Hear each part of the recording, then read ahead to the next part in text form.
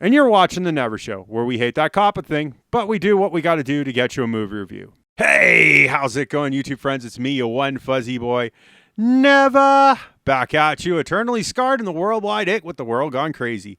So you're here for an escape. My show is here for you.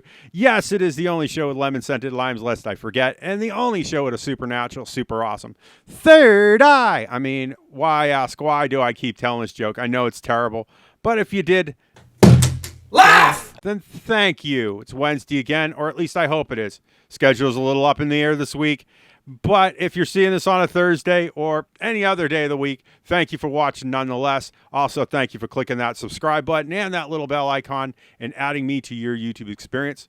Well, it's movie review time again, so let's get into it, shall we?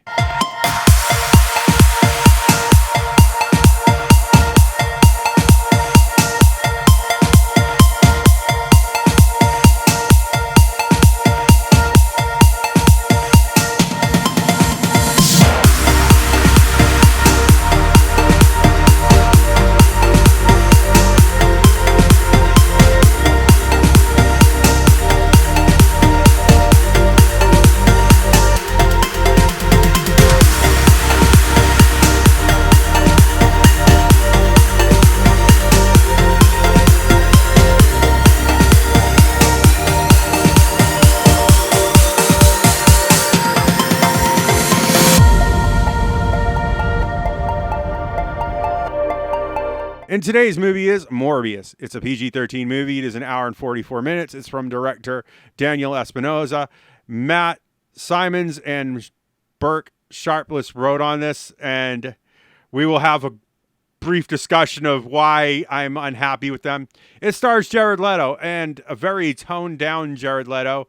Matt Smith, one of my favorite doctors, and Adria Arjona, along with Jared Harris, Tyrese Gibson, Al Magdadi, and Michael Keaton is back on this. So MCU wibbly wobbly timelines, doctor references, you get the whole idea. Our production companies were Columbia Pictures and Marvel Entertainment. Our distributor here in the good old United States of America, God bless America, land that I love, was Columbia Pictures.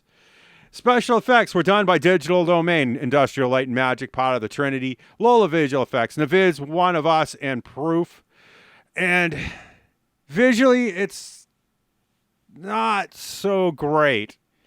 We're doing a vampire movie, and we're doing a lot of over-the-face visual effects.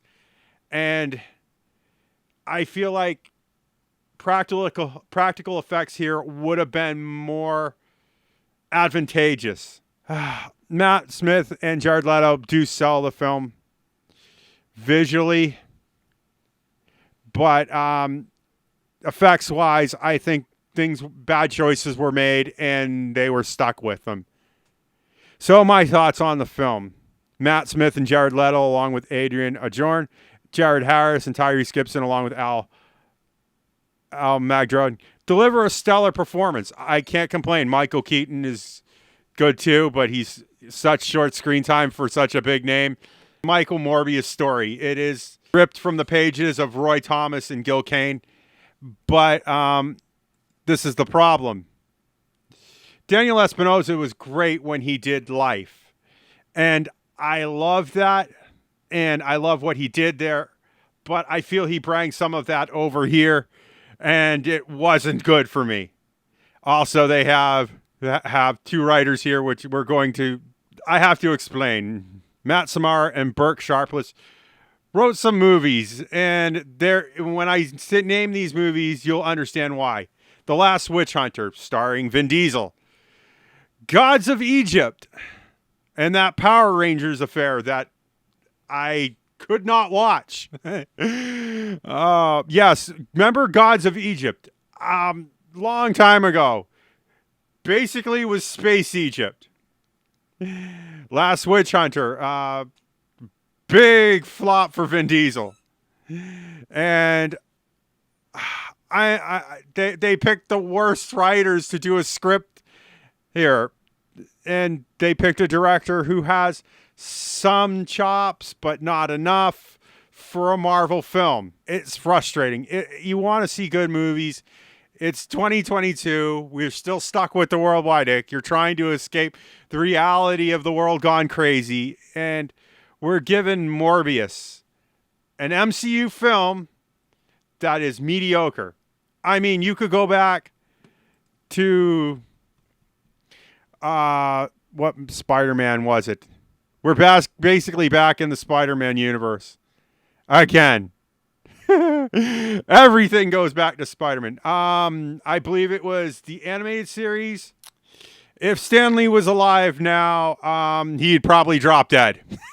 And yes, I am making Stan Lee death jokes. I know it's too soon, but it is what it is. I really want to see what CinemaSins thinks about this. I feel like we're back into a big mess.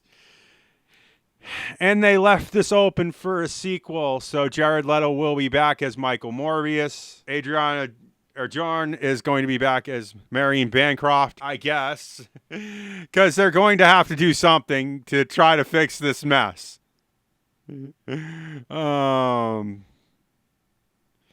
I definitely see this as a TV watch. I own most of the Marvel movies on DVD, so yes, I will buy, but it's going to be in the Walmart movie dumpster by the time I get it. Low priority on this one. There's got to be some good stuff here, or some big extras, or something tied together. You know, Marvel will figure it out. As for a theater rewatch, this is a one and done. I feel like I enjoyed what I got to see, and when I get to see it on TV, it will be interesting enough then. For all of you who just want the numbers, it's a 5.2 on IMDb out of 10 and a 16% with a 70% audience score. It's not a bad film. It's just bland. So this is as much justice as I'm going to give this film. With all that said, if you like what you see in here, make sure you hit that like button. Likes and views are how YouTube works now. It's not the way I like it. It's just the way it is.